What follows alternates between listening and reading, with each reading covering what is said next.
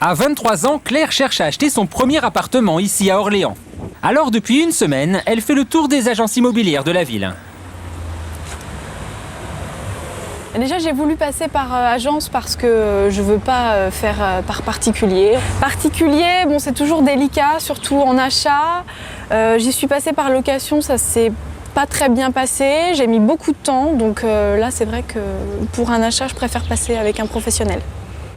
Problème, quand on fait appel à des professionnels, en plus de l'appartement, il faut payer les fameux frais d'agence, les honoraires que perçoit une agence sur chaque transaction.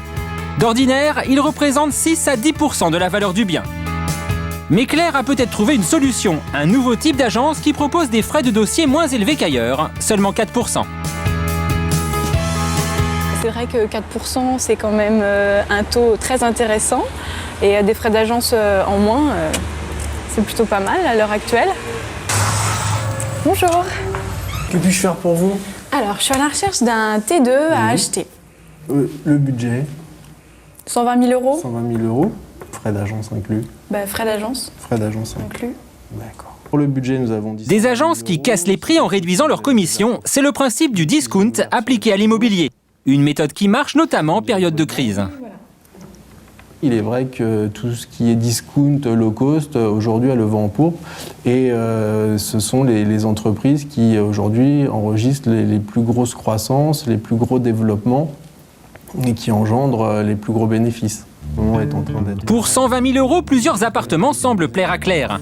À 4%, les frais d'agence lui reviennent à 4 600 €, contre 7 600 pour une agence normale, soit 3 000 € d'économie. Très intéressant, premier bon contact avec l'agent immobilier. Et puis c'est vrai que 4%, c'est très intéressant. Les 3 000 €, je vais pouvoir les utiliser pour faire des travaux. Pour un premier achat, c'est vraiment bien. Et ces frais d'agence réduits n'intéressent pas seulement les acheteurs d'appartements. Cyril se rend cet après-midi chez quelqu'un qui souhaite vendre le sien. Bonjour. Enchanté. Enchanté. Bastien habite ici depuis 2 ans. Il est muté à Bordeaux pour son métier de publicitaire. Il doit donc vendre son F2 situé dans la banlieue d'Orléans. Son prix, 130 000 €. Des frais d'agence réduits permettent de ne pas trop augmenter le prix de vente de l'appartement. Sur 130 000 €, voilà, nous serons à 135 200 €, soit 5 200 € d'honoraires. Ce qui, par rapport à ce qui se fait chez des agences traditionnelles, c'est grosso modo la moitié. D'accord. Je rentre. Une aubaine pour Bastien qui a besoin de vendre le plus vite possible. C'est vrai, mais maintenant, je suis content. Les frais d'agence sont pas élevés, donc ça va me permettre déjà d'avoir un prix cohérent par rapport au marché. Et puis j'espère pouvoir toucher justement un maximum de personnes par rapport à ça.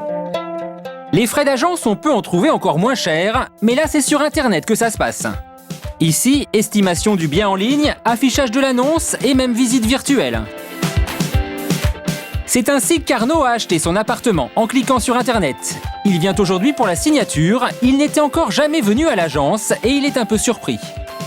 Apparemment c'est là, c'est au 2e. Là, je pensais tomber sur une boutique, une agence immobilière traditionnelle, mais apparemment c'est des bureaux au 2e.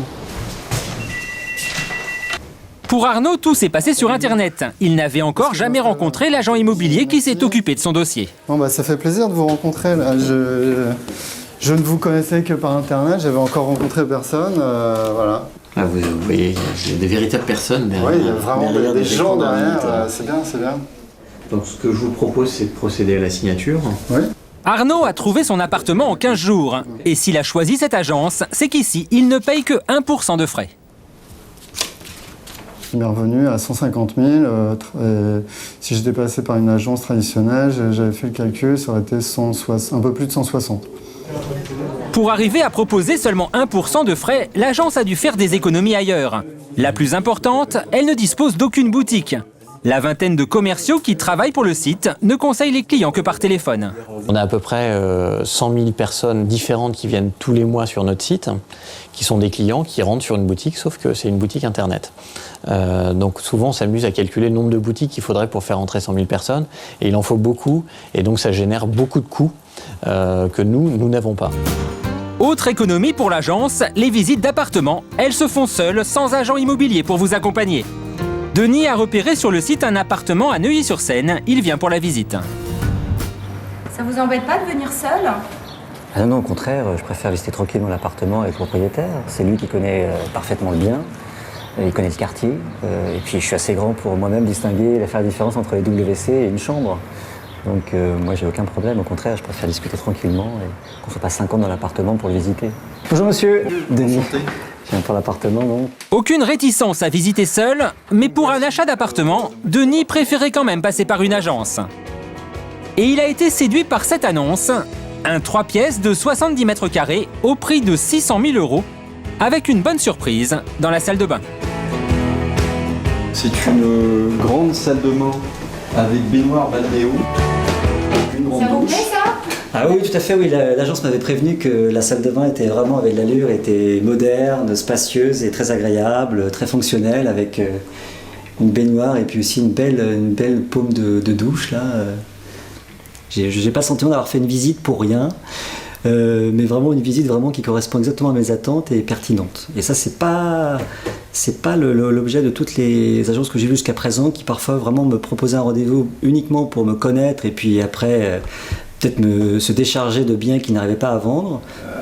S'il achète cet appartement, Denis paiera donc 6 000 € de frais contre plus de 30 000 dans une agence traditionnelle. 24 000 € de moins, une économie appréciable qui devrait le convaincre. Maintenant, comme dirait Colombo, il faut jouer avec ma femme parce que c'est ma femme qui décide. Donc je vais lui en parler.